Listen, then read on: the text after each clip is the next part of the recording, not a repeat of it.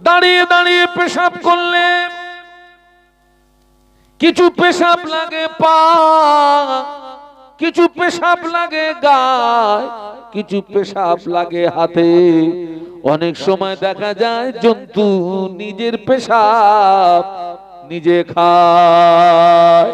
অনেক মহিলারাও আছে পেশাব করে পানি নেয় না, ওরা যদি বিনা তওবায় মারা যায় ওদের কবরের আযাব মাপ হবে না।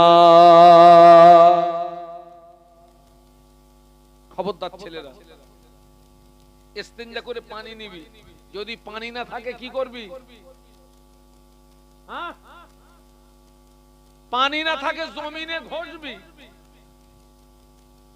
কুলুপ করবি। হজে যাচ্ছি, হজে হাজী সাহেব এয়ারপোর্টে দাঁড়িয়ে দাঁড়িয়ে পেশাব করতেছে। আরে এয়ারপোর্টে, দমদম এয়ারপোর্টে। আমি ও আল্লাহ, এ কি হজ? হাজী সাহেব হজে যাচ্ছে, দাঁড়িয়ে দাঁড়িয়ে পেশাব করতেছে। হায় হায় হায়, আল্লাহ হেদায়েত দেন, বলুন আল্লাহুম্মা আমিন, বলুন আল্লাহুম্মা আমিন।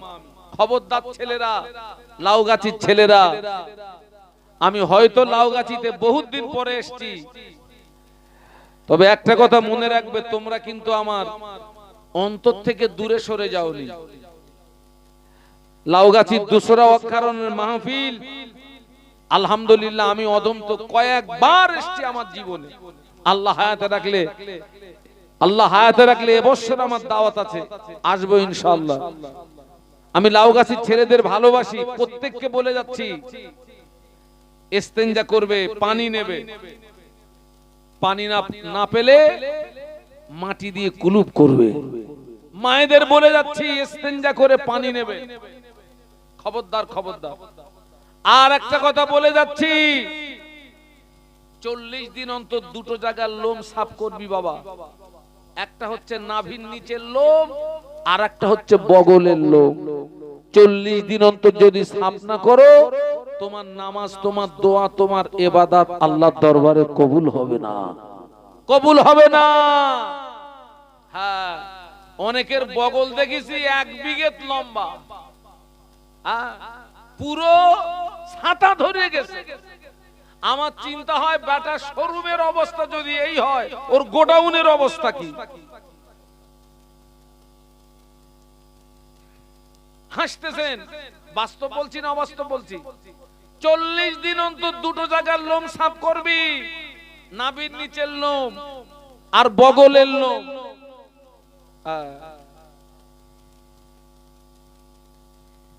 ও আমার ভাইরা, আল্লাহ নবী 1000 বছর আগে বলে গেলেন, মান তামাসসাকা বিসুন্নতি ইন্না ফাসাদি উম্মতি ফালাহু আজরু মিয়াত শাহীদ। আল্লাহ নবী বললেন আখিরি জামানা আমি রাসূলুল্লাহ আমার যে সমস্ত সুন্নাতগুলো হারিয়ে যাবে, আমার যে সমস্ত সুন্নাতগুলো বিলুপ্ত হয়ে যাবে, আমার কোন উম্মতি ওই রকম একটা হারিয়ে যাওয়া সুন্নাতের উপরে যদি আমল করতে পারে, ওই রকম একটা হারিয়ে যাওয়া সুন্নাতকে যদি জিন্দা করতে পারে, আমার আল্লাহ পাক ওই ব্যক্তির নামায় আমলে আমার আল্লাহ পাক 100 শহীদের সওয়াব দিয়ে দেবে। একটু মহব্বতে বলুন, আমার দিকে তাকান। ইহুদি নাসারাদের সারা জীবনের চেষ্টা হচ্ছে ইসলামকে কি করে ধ্বংস করা যায়। ওদের সারা জীবনের চেষ্টা হচ্ছে কোরআনকে কি করে বিনষ্ট করা যায়। ওদের সারা জীবনের চেষ্টা হচ্ছে মসজিদ উড়িয়ে দাও, মাদ্রাসা উড়িয়ে দাও। সারা জীবনের চেষ্টা। আজকের তামাম পৃথিবীর জমিনে যত জায়গায় অশান্তির আগুন দাউ দাউ করে জ্বলছে, খবর নিয়ে দেখেন প্রত্যেকটা জায়গায় ওই শয়তানরা আছে।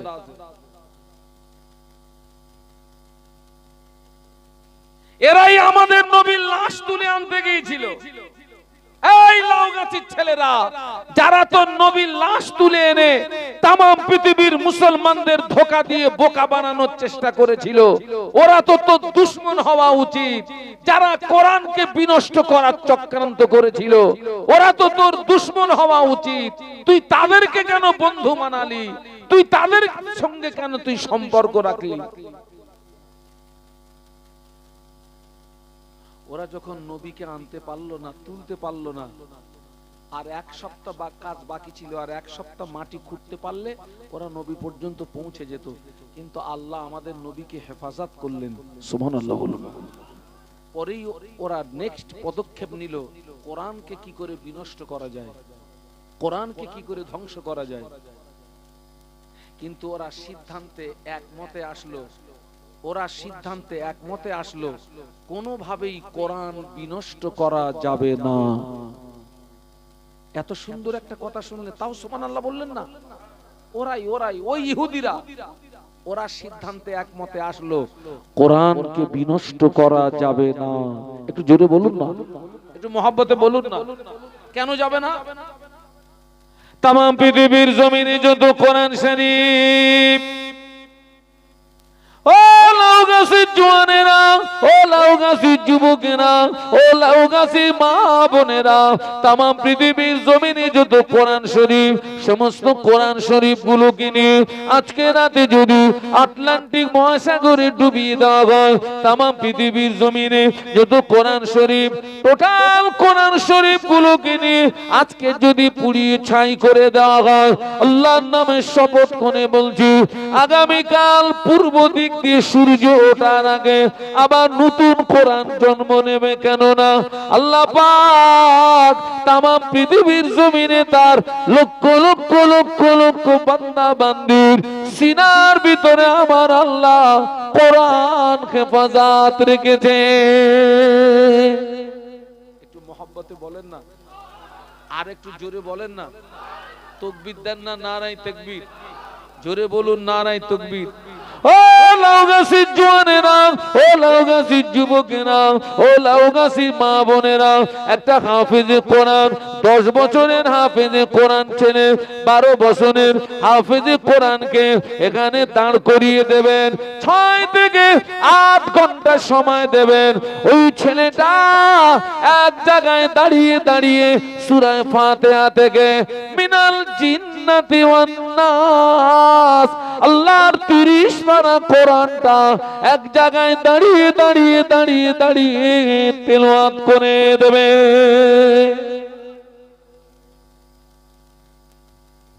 সেই ইহুদি নাসারা আজকে যে 2 বছর ধরে যে যুদ্ধটা হচ্ছে, জায়গাটার নাম আমি আর বলছি না, 2 বছর ধরে কারা মুসলমানদের মারছে? কথা বলেন না, কারা আমার হাজার হাজার মা বোনদেরকে শহীদ করে দিল?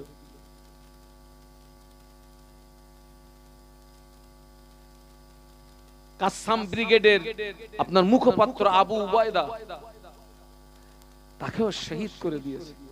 আল্লাহ পাক যেন তাকে জান্নাতের সুউচ্চ মাকাম নসিব করেন, বলুন আমিন, বলুন আমিন। ওর যেন হারিয়ে ফেলবেন না। আমি কোন কথা বলতে বলতে এই পর্যন্ত এসেছি। আল্লাহ বললেন লাকাদ কানা লাকুম ফি রাসূলিল্লাহি উসওয়াতুন হাসানা। আল্লাহ বললেন আমি আমার হাবিব নবী মুহাম্মদ সাল্লাল্লাহু আলাইহি ওয়াসাল্লামকে তোমাদের কাছে উত্তম আদর্শের নমুনা করে পাঠিয়েছি।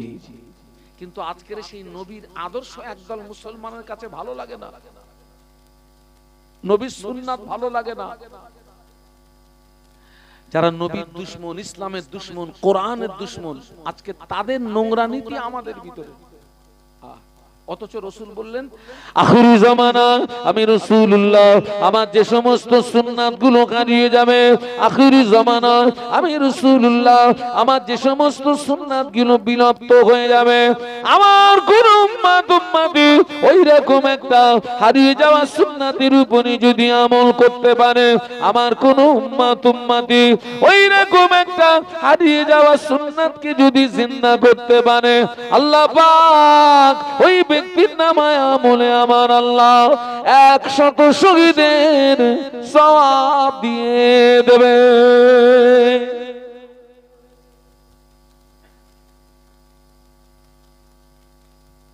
প্রত্যেকটা কাজ যেন কার মতো হয়?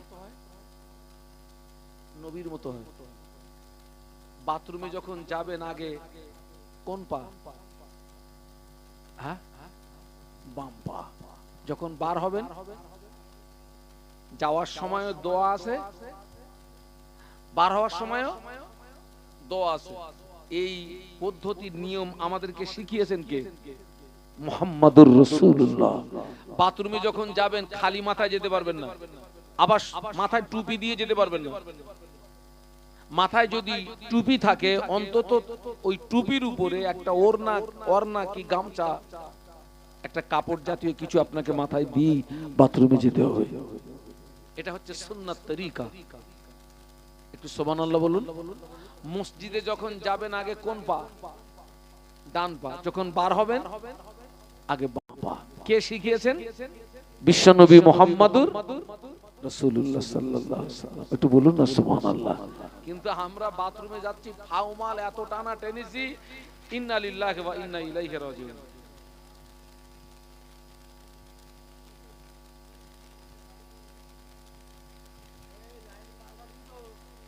এই খোকা লাইনের তারটা দেখবে।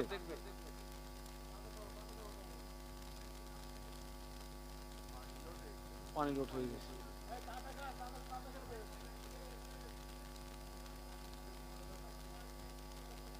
এই সবাই ওখানে যাবেন না, সবাই বসুন, এক দুজন ওখানে কাজ করুন,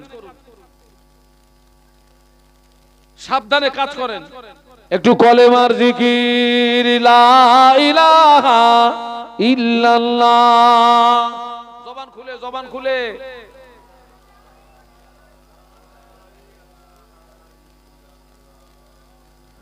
মুহাম্মাদুর রাসূলুল্লাহ।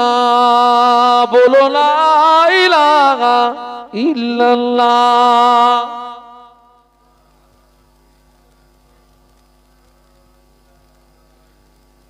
মুহাম্মাদুর রাসূলুল্লাহ। আল্লাহুম্মা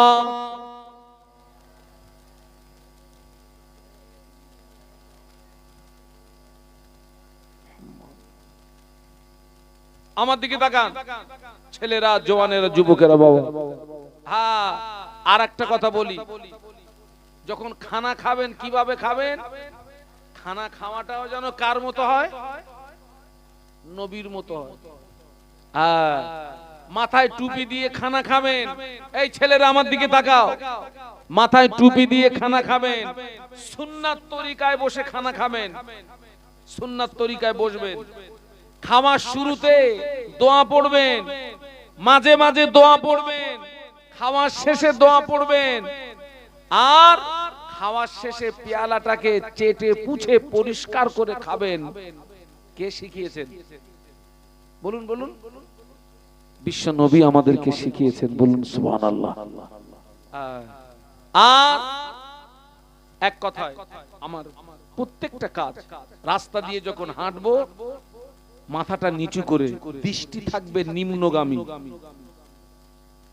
আমার দৃষ্টি থাকবে নিচের দিকে। ও আমার মায়া,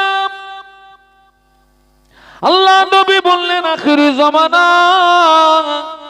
আমি রাসূলুল্লাহ আমার যে সমস্ত সুন্নাত গুলো হারিয়ে যাবে, যে সমস্ত সুন্নাত গুলো বিলুপ্ত হয়ে যাবে, আমার কোন উম্মতি ওই রকম একটা হারিয়ে যাওয়া সুন্নাতের উপরে যদি আমল করতে পারে, ওই রকম একটা হারিয়ে যাওয়া সুন্নাতকে যদি জিন্দা করতে পারে, আল্লাহ পাক ওই ব্যক্তির নামায় আমলে 100 শহীদের সওয়াব দিয়ে দেবে। 100 শহীদের সওয়াব মানে কি জানেন?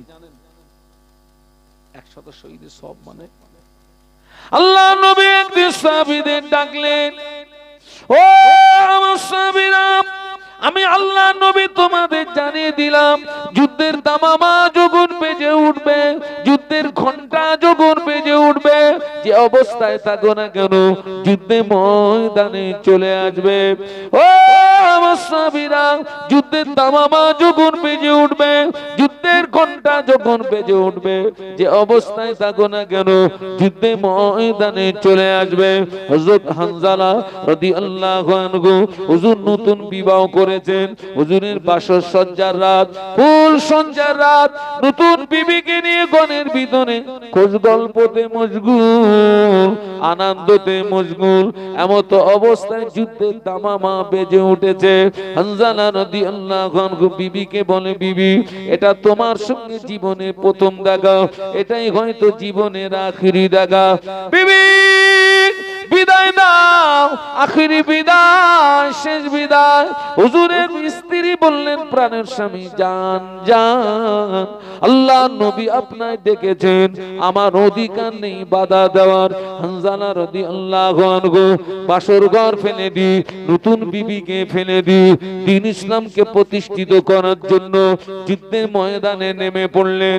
যুদ্ধে ময়দানে নেমে পড়ে কয়েকজন কাফেরকে জাহান্নামের টিকিট কেটে পাঠিয়ে দিলেন, কয়েকজন কাফেরকে জাহান্নামের টিকিট কেটে পাঠিয়ে দিলেন। কিছু সময় পরে নিজে শহীদ হলেন। ইন্না লিল্লাহি ওয়া ইন্না ইলাইহি রাজিউন। যুদ্ধ যখন শেষ হলো, আল্লাহ নবী সাহাবীদের ডাকলেন, ও সাহাবীরা, আমার যে সাহাবী শহীদ হয়েছে ওদের লাশগুলো আমার কাছে নিয়ে এসো। নবী সাহাবীরা শহীদ দিকের লাশ আল্লাহ নবীর কাছে আনলেন। হানজালা হুজুরের লাশ পাওয়া যায় না। ইতিমধ্যে হুজুরের বিবি আল্লাহ নবীকে সালাম দিলেন, আসসালামু আলাইকা ইয়া রাসূলুল্লাহ, হাবিবাল্লাহ, হুজুর আমার স্বামী কোথায়? আল্লাহ নবী বললেন, ও হানজালার বিবি, তোমার স্বামী বিদায় বিদায় বিদায়, আখিরি বিদায়, জনমের মতো বিদায়, তোমার স্বামী শহীদ হয়েছে। হুজুরের বিবি বলেছিলেন, ইয়া রাসূলুল্লাহ, আমার স্বামী শহীদ হয়েছে, আমি দুঃখিত নই বরং আনন্দিত। কেননা আমি কিয়ামতের দিন আমি শহীদের বিবি হয়ে উঠব।